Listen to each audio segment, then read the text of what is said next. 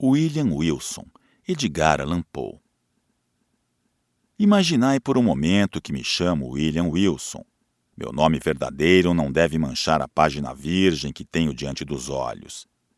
Demais, tem ele sido o horror e a abominação do mundo, a vergonha e o opróbrio de minha família.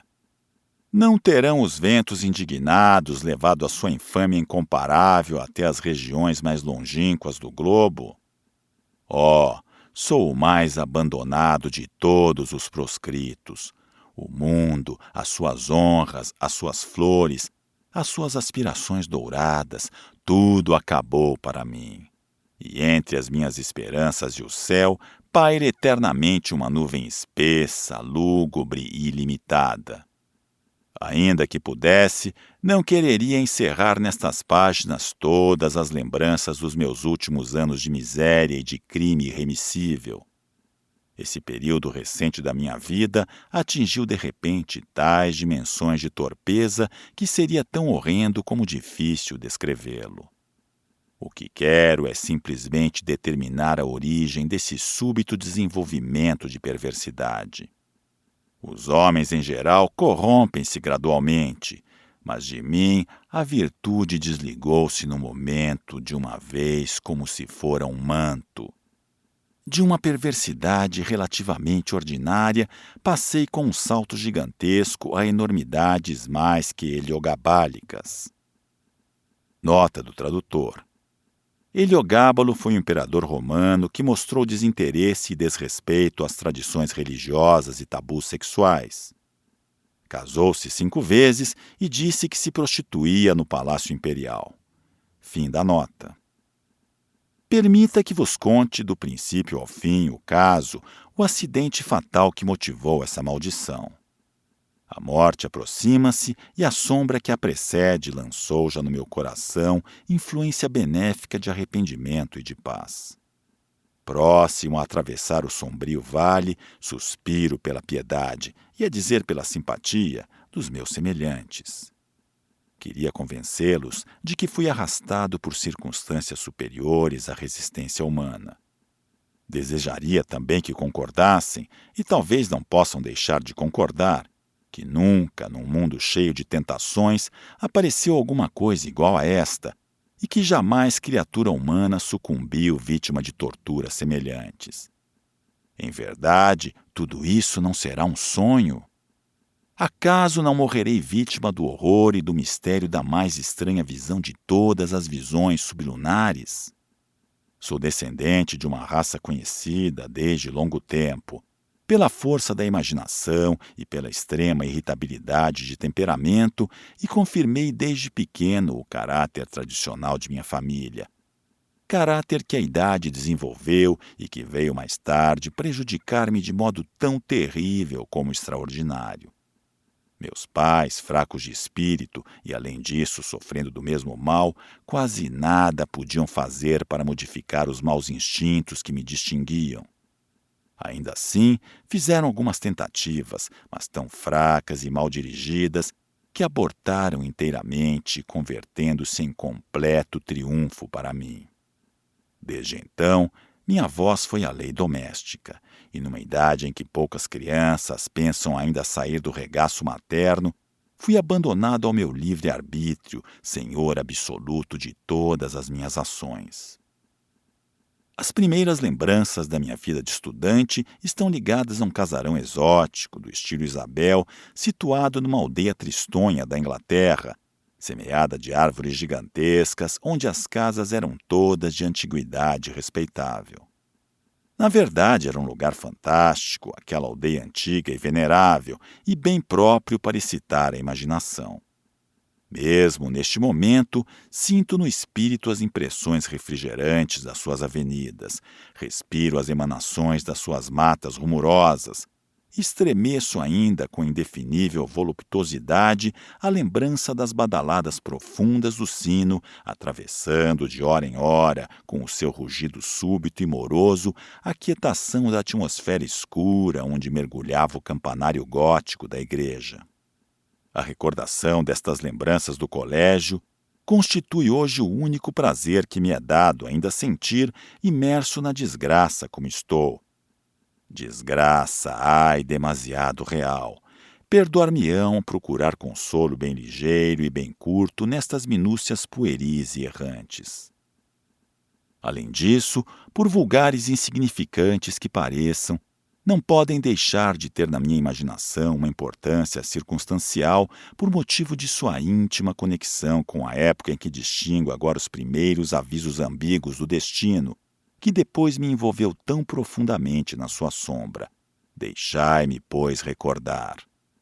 Como acabo de dizer, a casa era velha e irregular, a propriedade grande, circundada por um muro de tijolos, alto e sólido, encimado por uma camada de argamassa e vidros quebrados. Aquela muralha, digna de uma prisão, formava os limites do nosso domínio. Não saíamos dali senão 3 vezes por semana. Uma vez aos sábados de tarde, para uns passeios curtos e monótonos pelos campos vizinhos, em companhia dos prefeitos, e 2 vezes ao domingo, quando íamos com a regularidade de um regimento em parada assistir aos ofícios da manhã e da tarde na única igreja da aldeia. O cura dessa igreja era o reitor do colégio. Ah, com que profundo sentimento de admiração e de dúvida o contemplávamos no nosso banco reservado quando subia ao púlpito com passo solene e vagaroso. Como aquele personagem venerável, com aspecto tão modesto e tão benigno, vestes tão novas e tão clericalmente ondeantes, cabeleira tão perfeitamente empoada, tão direito e tão importante, podia ser o mesmo homem que ainda agora, renegado e carrancudo, com as roupas todas sujas de tabaco, fazia executar de palmatória na mão as leis draconianas do colégio. Ó gigantesco paradoxo cuja monstruosidade não tem solução. Mas voltemos à descrição do edifício. Num ângulo da parede maciça havia uma porta ainda mais maciça, solidamente carregada de fechaduras e terminada por um bosque de ferragens denticuladas. Essa porta, que sentimentos profundos ela inspirava, não se abria senão para as 3 saídas e entradas de que falei. Então, em cada crepitação dos seus gonzos possantes, achávamos uma superabundância de mistério, um mundo completo de observações solenes e de meditações ainda mais solenes.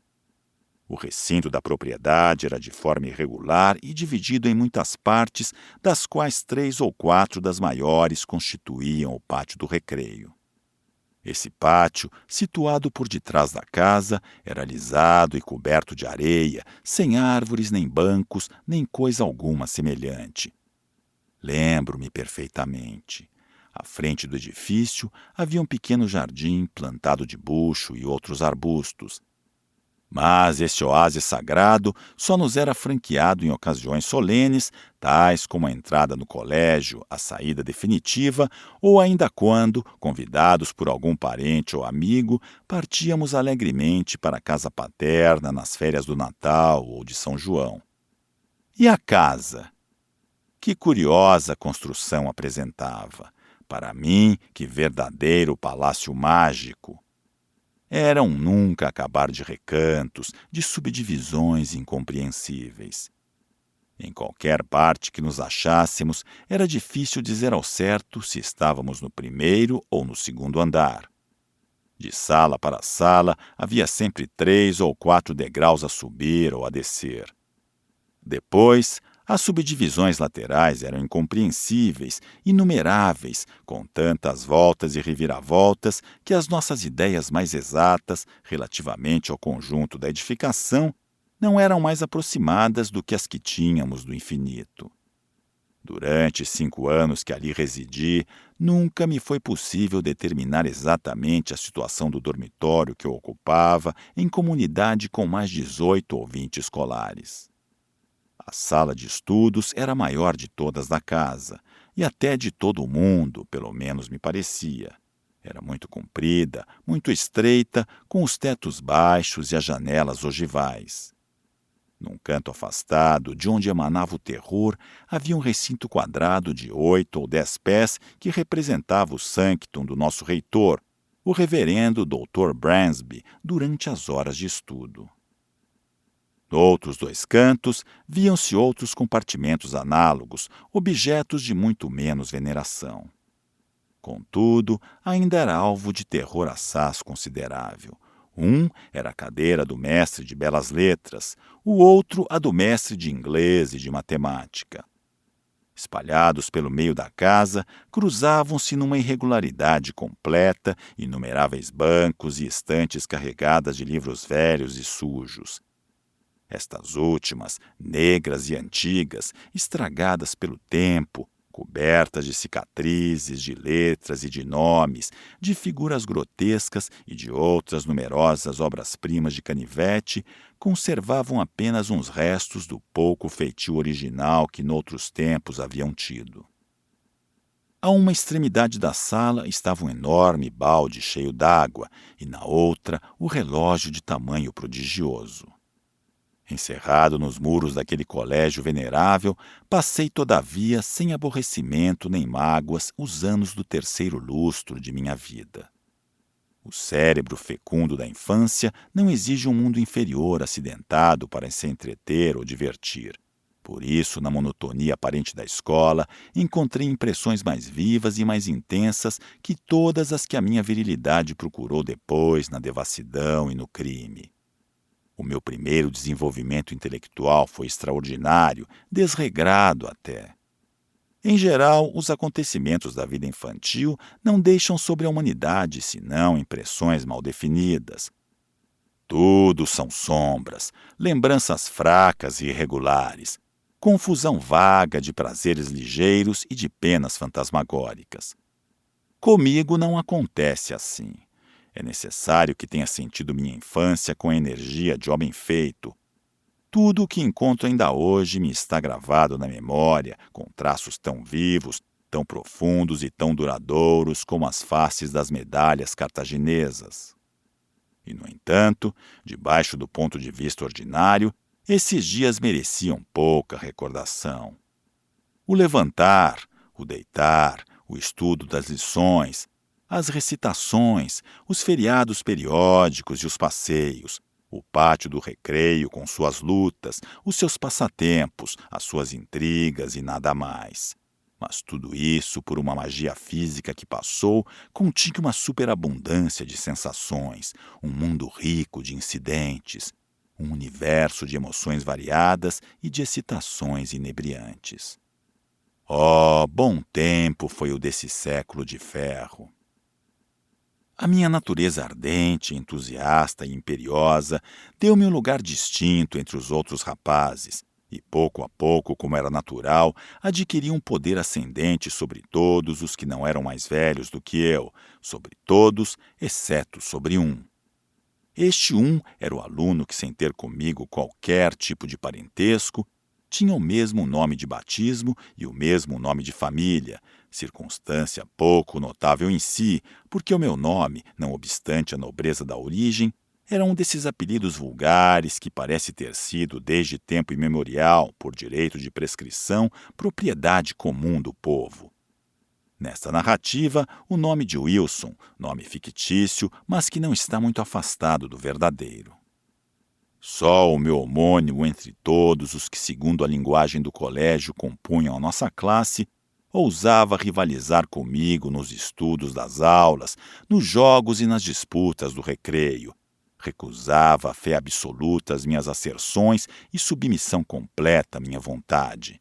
Em suma, contrariava a minha ditadura em todos os casos possíveis. Se houve no mundo o despotismo supremo e sem restrição, é o de uma criança de gênio sobre as almas menos enérgicas dos seus camaradas. A rebelião de William era para mim fonte perene de desgostos, tanto mais que, não obstante a bravata com que afetava tratá-lo e as suas pretensões, no fundo eu o temia.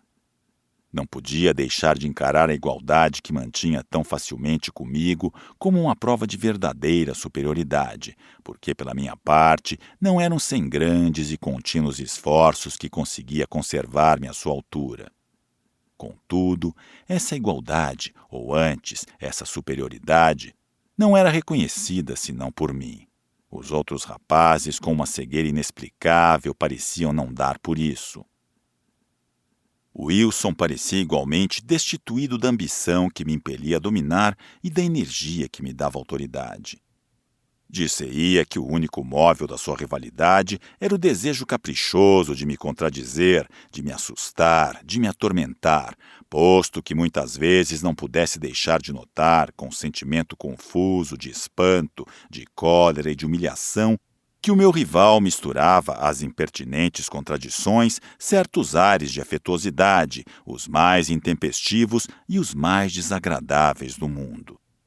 Não podia explicar a mim próprio semelhante conduta, senão supondo ao resultado de uma presunção insolente, permitindo-se o tom da superioridade e da proteção. A nossa homonímia junto ao fato puramente acidental de termos entrado ao mesmo tempo no colégio espalhar entre os nossos condiscípulos das classes superiores a ideia de que éramos irmãos. Ordinariamente, os rapazes grandes não indagam com muita exatidão da vida dos menores. Já disse que William não era, nem no grau mais remoto, aparentado com minha família. Mas se fôssemos irmãos, teríamos sido gêmeos, porque, depois de ter deixado a casa do Dr. Bransby, soube por acaso que o meu homônimo nascera no dia 19 de janeiro de 1813, sendo precisamente esse dia, coincidência notável, o do meu natalício. Parece incrível que, não obstante a rivalidade de Wilson e o seu insuportável espírito de contradição, não tivéssemos chegado a odiar-nos absolutamente. É verdade que tínhamos todos os dias uma questão na qual, concedendo-me publicamente a palma da vitória, Wilson não deixava de me fazer sentir, por qualquer forma, que era ele que a tinha merecido. Contudo, um sentimento de orgulho da minha parte e da sua, uma verdadeira dignidade, mantinha-nos sempre nos termos da estrita conveniência. Ao mesmo tempo, a quase igualdade dos nossos caráteres havia despertado em mim um sentimento que, sem aquela situação hostil, teria progredido em amizade. Realmente, é-me difícil definir os verdadeiros sentimentos que nutria por ele.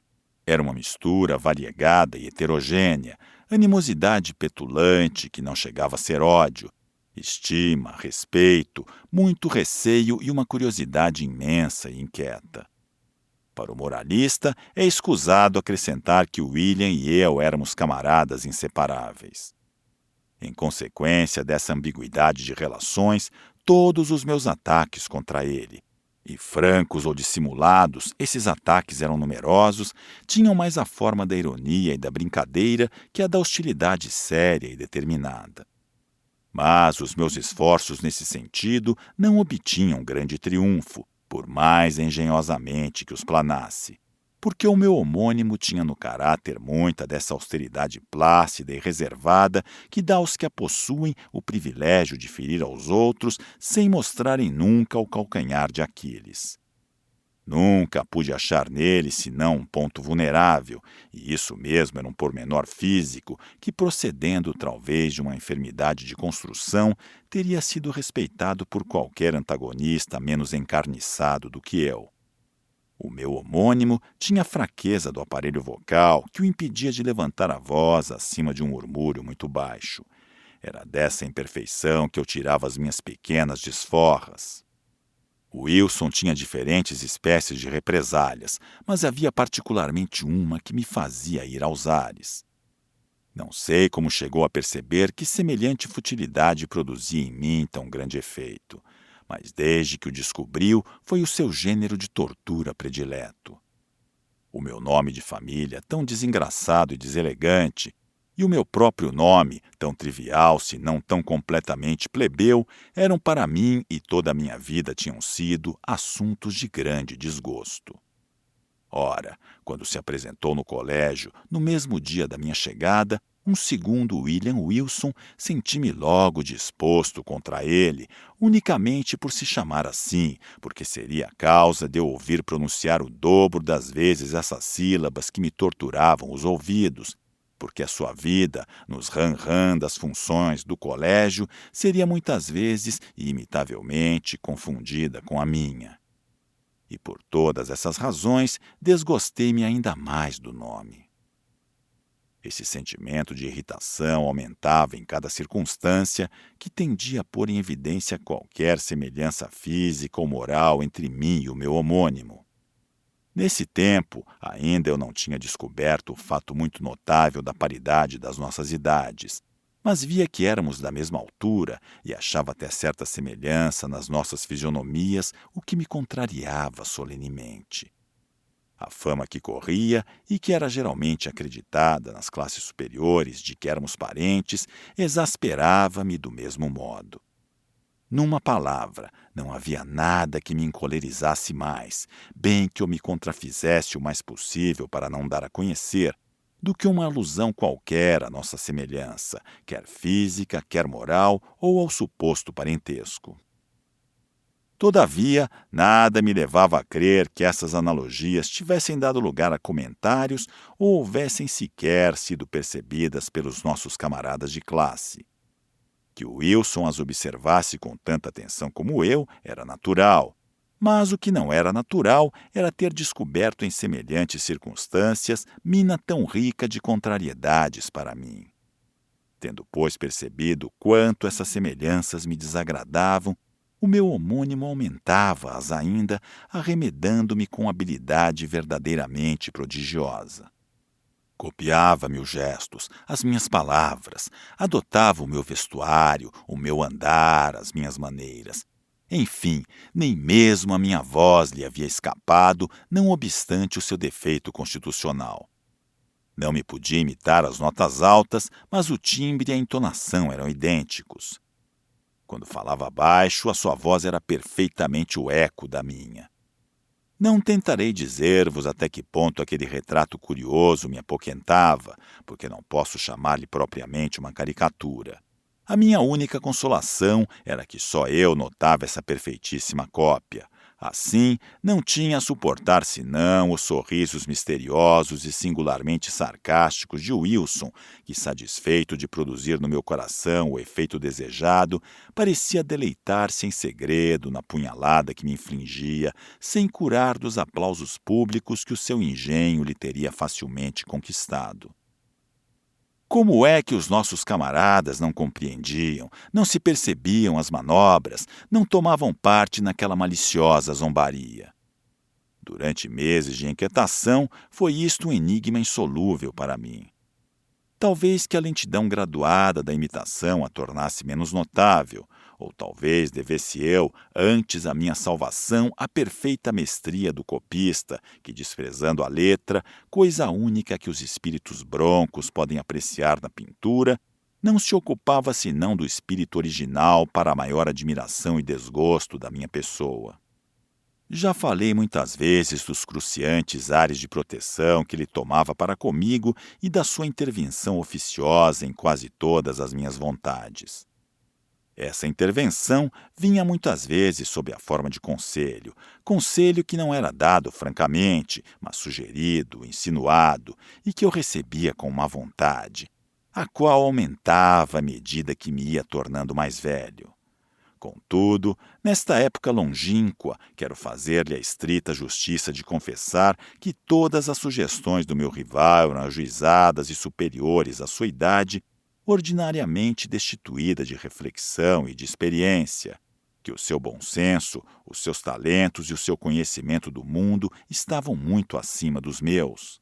E que eu seria hoje melhor e, por conseguinte, mais feliz se não tivesse rejeitado tantas vezes os conselhos encerrados nessas acisadas sugestões que então me inspiravam tamanho ódio e desprezo. Por fim, revoltei-me inteiramente contra a sua odiosa vigilância, detestando cada vez mais o que eu considerava insolência intolerável. Disse que nos primeiros... Esperamos que você tenha gostado desta prévia. Para continuar ouvindo este audiolivro no Google Play Livros, use o link na descrição do vídeo.